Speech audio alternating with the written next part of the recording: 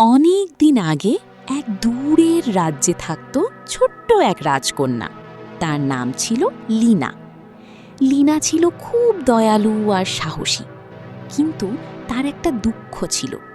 প্রতি রাতে আকাশের চাঁদটা ধীরে ধীরে ছোট হয়ে যাচ্ছিল। রাজ্যের মানুষ ভয় পেয়ে গেল। একদিন রাজপ্রাসাদের বৃদ্ধ জাদুকর বলল, চাঁদের আলো বাঁচাতে হলে জাদুর বনের ভিতর থেকে আলোক ফুল এনে দিতে হবে। সবাই ভয় পেল, কারণ সেই বন ছিল ভুতুড়ে আর রহস্যময়। কিন্তু ছোট্ট রাজকন্যা লীনা বলল, আমি যাব। তার সাথে গেল একটা ছোট্ট কথা বলা খরগোশ, নাম টুপু। রাতের অন্ধকারে লীনা আর টুপু বনের ভিতর ঢুকল। চারদিকে অদ্ভুত শব্দ। হঠাৎ গাছগুলো কথা বলতে শুরু করলো, ফিরে যাও, ফিরে যাও। টুপু ভয় পেয়ে কাঁপতে লাগলো, কিন্তু লীনা সাহস করে সামনে এগিয়ে গেল।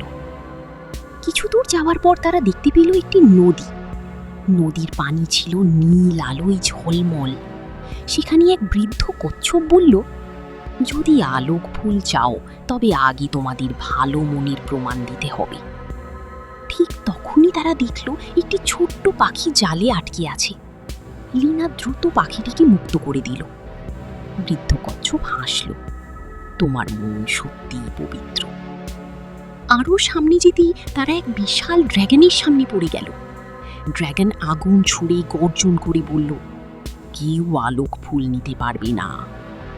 টুপু প্রায় কেঁদে ফেলল, কিন্তু লীনা শান্তভাবে বলল, আমরা ফুল চুরি করতে আসিনি, আমরা আমাদের রাজ্যকে বাঁচাতে এসেছি। ড্র্যাগন কিছুক্ষণ চুপ করে রইল, তারপর ধীরে ধীরে বলল, অনেক বছর পর কেউ সত্য কথা বলল। ড্র্যাগন তাদের পথ ছেড়ে দিল। বনের শেষ প্রান্তে ছিল এক উজ্জ্বল গাছ। সেখানে ফুটেছিল জাদুর আলোক ফুল, ফুলই চাঁদ। লীনা ফুলটি হাতে নেবার সাথে সাথে পুরো বন আলোয় ভরে গেল।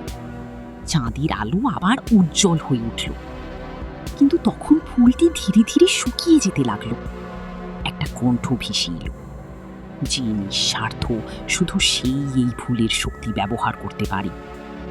লীনা নিজের জন্য কিছু না চেয়ে পুরো রাজ্যের সুখ কামনা করল। সাথে সাথে ফুলটি আবার জ্বলে উঠল। সুখের সমাপ্তি। লীনা রাজ্যে ফিরে এলো। চাঁদ আবার আগের মতো উজ্জ্বল হল। রাজ্যের সবাই আনন্দে নাচতে লাগল। রাজা বললেন, আজ থেকে সাহস আর দয়ার প্রতীক হলো আমাদের রাজকন্যা লীনা। আর টুপু, সে প্রতিদিন রাজপ্রাসাদে গাজর খেয়ে আরাম করত। খাজর খরগোশ। গল্পটি যদি তোমাদের ভালো লাগে তাহলে ভিডিওতে একটা লাইক দিও, আর এমন সুন্দর রূপকথার গল্প শুনতে চ্যানেলটি সাবস্ক্রাইব করতে ভুলবে না। হৃদয়।